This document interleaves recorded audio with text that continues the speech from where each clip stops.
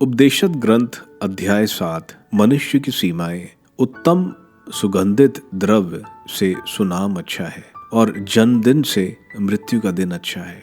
दावत के घर जाने की अपेक्षा शोक के घर में प्रवेश करना अच्छा है, क्योंकि मृत्यु हर मनुष्य की गति है। जीवितों को उस पर ध्यान देना चाहिए। हंसी से शोक अच्छा है, क्योंकि उदास मुख वाले का हृदय सुखी हो सकता है। बुद्धिमानों का हृदय शोक के घर को अधिक पसंद करता है, किंतु मूर्खों का हृदय उत्सव के घर को।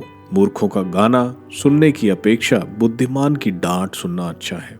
मूर्खों की हंसी वैसी ही होती है जैसे हड्डियों के नीचे लकड़ियों की चरचराहट, यह भी व्यर्थ है। अत्याचार बुद्धिमान को मूर्ख बनाता और घूस उसे भ्रष्ट कर देती है। किसी मामले का अंत उसके प्रारंभ से अच्छा है और धैर्य अहंकार से अच्छा है। आसानी से उत्तेजित मत हो, क्योंकि मूर्खों के हृदय में क्रोध का निवास है।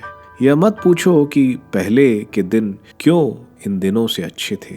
इस प्रकार का प्रश्न उठाना बुद्धिमानी की बात नहीं। प्रज्ञा विरासत की तरह अच्छी बात है, इससे सूर्य देखने वाले लाभ उठाते हैं। प्रज्ञा और धन दोनों मनुष्य की रक्षा करते हैं कि वह ज्ञानी को जीवन प्रदान करता है। ईश्वर के कार्यों पर विचार करो। जिससे ईश्वर ने टेढ़ा कर दिया, उसे कौन सीधा कर सकता है।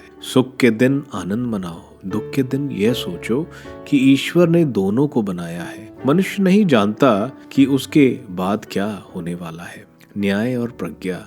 मैंने अपने व्यर्थ जीवन में इन दोनों को देखा है। धर्मी को जो अपने न्याय के कारण नष्ट हो गया, और दुष्ट को जो अपनी दुष्टता के बावजूद बहुत समय तक जीवित रहा। ना बहुत अधिक न्यायी बनो और ना बहुत अधिक बुद्धिमान। क्यों अपनी हानि करना चाहते हो। ना बहुत अधिक दुष्ट बनो और ना मूर्ख बनो। क्यों समय से पहले मरना चाहते हो। अच्छा यह है कि तुम एक को पकड़े रहो और दूसरे को हाथ से जाने ना दो। जो ईश्वर पर श्रद्धा रखता है वह दोनों कर पाएगा। प्रज्ञा बुद्धिमान मनुष्य को नगर के 10 शासकों से अधिक शक्तिशाली बनाती है। संसार में ऐसा कोई धार्मिक मनुष्य नहीं जो भलाई ही करता और कभी पाप नहीं करता। लोग जो बातें कहते हैं उन सब पर ध्यान मत दो, नहीं तो तुम अपने नौकर को अपने को कोसते सुनोगे, क्योंकि तुम यह भी जानते हो कि तुमने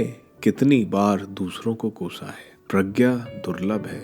मैंने प्रज्ञा से इन सब बातों की छानबीन की है और कहा, मैंने प्रज्ञा प्राप्त करने का निश्चय किया, किंतु यह तुम्हारी शक्ति के परे था। जो अस्तित्व में आया वह हमारी वृद्धि के परे है। वह गहरा है, बहुत गहरा, कौन उसकी था ले सकता है। मैंने सारे हृदय से यह जानने का प्रयत्न किया कि प्रज्ञा और बुद्धि क्या है, और यह समझा कि दुष्टता नासमझी और मूर्खता पागलपन है।